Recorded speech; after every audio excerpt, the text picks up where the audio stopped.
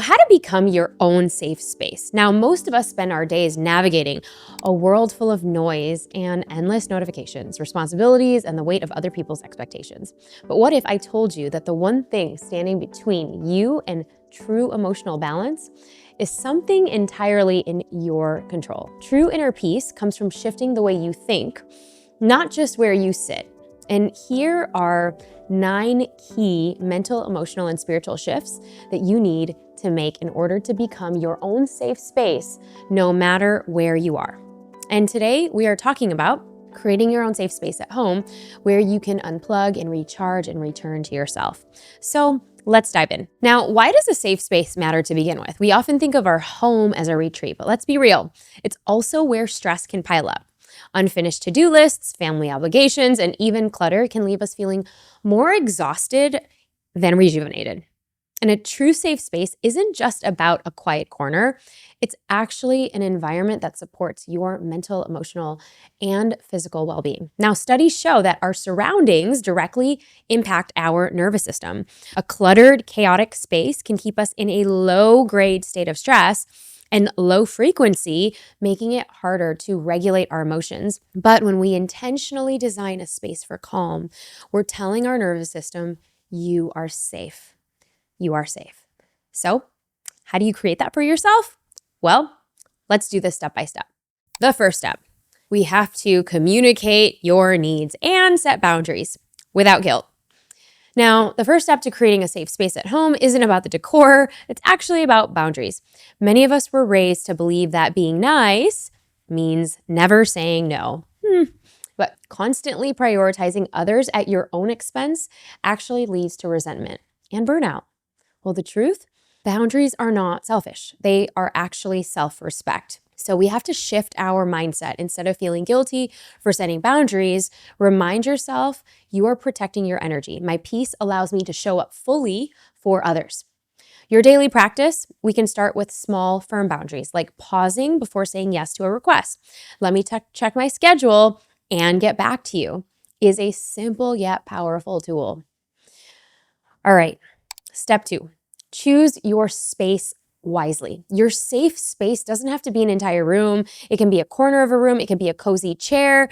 It can be a small area by the window. The key is to choose an area that feels homey, that feels separate from your daily chaos. If you live in a small space, use visual barriers like a folding screen, bookshelves, or a rug, or fuzzy socks to define it. If your home is full of distractions, noise-canceling headphones or a small white noise machine, which is what I have, can help create a mental boundary. And even if you cannot control the physical one, you can think of your safe space as a signal to your body and mind, like a yoga mat. This is where I let go. Step 3, make it a reflection of you. Your safe space should feel like a sanctuary. It should feel like your oasis, not just aesthetically, but emotionally. What makes you feel at peace? Is there signage, soft lighting, plants, cozy blanket, maybe a light lamp? Design it with intention. And here are some simple ways to think about when you're creating a calming atmosphere. Declutter. A cluttered space equals a cluttered mind. Keep only what brings you peace. Thank you, Marie Kondo. Use scent therapy. Essential oils like lavender, sandalwood, or citrus can shift your mood instantly.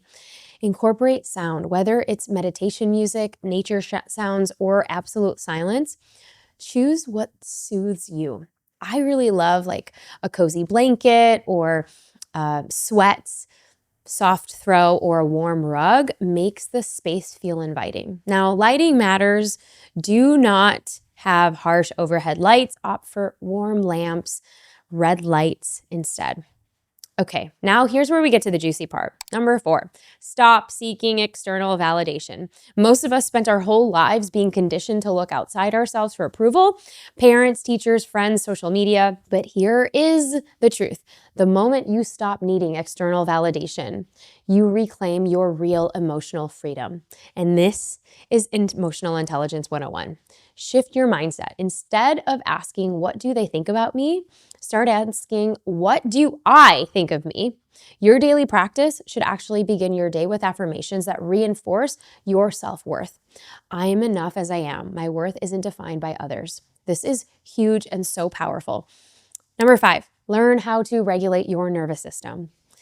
To be a calm space for yourself. If your mind feels chaotic, it's often because your body is stuck in a stress response. When you're constantly in a fight or flight mode, even small problems can feel overwhelming. Becoming your own safe space means rewiring your nervous system to trust relaxation. So shift your mindset.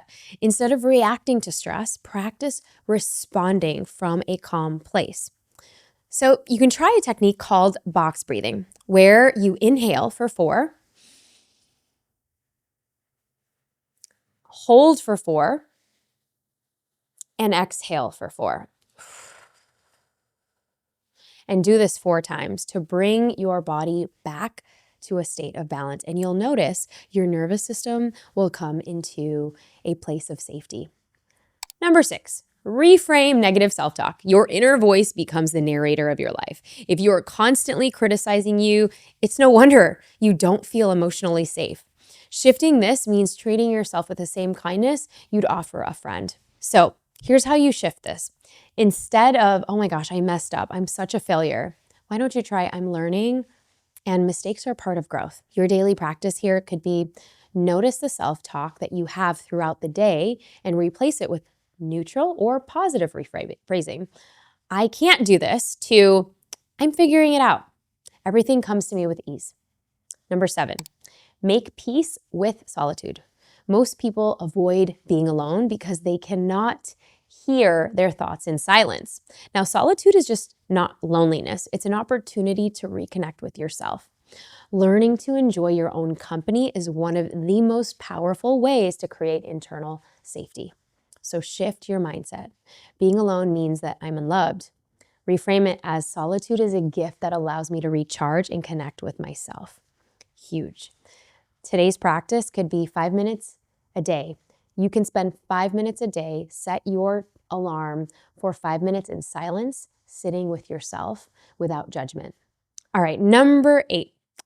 This is a big one, letting go of the need for control. Now, most of our anxiety comes from wanting to control things that are beyond our power. Here's the real flex. Peace comes from when we release the need to control and focus on what we can influence, our mindset, our reactions, and our daily habits. We can shift this here. Instead of saying, I need to figure everything out, remind yourself, I trust myself to handle whatever life throws my way. Now, your practice here can be each morning, and you want to write this down, ask yourself, what is one thing that I can control today? And then let go of the rest. Number 9, trust yourself to handle hard things. Now, if you've gone through pain like I have, trauma, setbacks, your mind might assume that the worst will always happen. But here's the truth. You've survived every tough moment you've ever faced and lived through. You are more resilient than you can ever imagine and realize. So shift your mindset here. Instead of saying, I can't handle this, you can say, I have handled every single challenge before, and I'll handle this too. Your daily practice, keep a resilience journal. Write down one challenge you've overcome each day to remind yourself of your strength. Now, here's a final thought. Your mind is your home. So creating an external safe place and safe space is important, but at the end of the day, your mind is where you live 24/7. By shifting these thoughts and patterns, you create a refuge inside yourself so that no matter where you are, you become a safe place at home. So now that you know some of the mental shifts to become your own safe space, what's next? If you're ready to take this deeper, the next video is all about how to release old emotional baggage that's keeping you stuck. Go ahead and watch here now.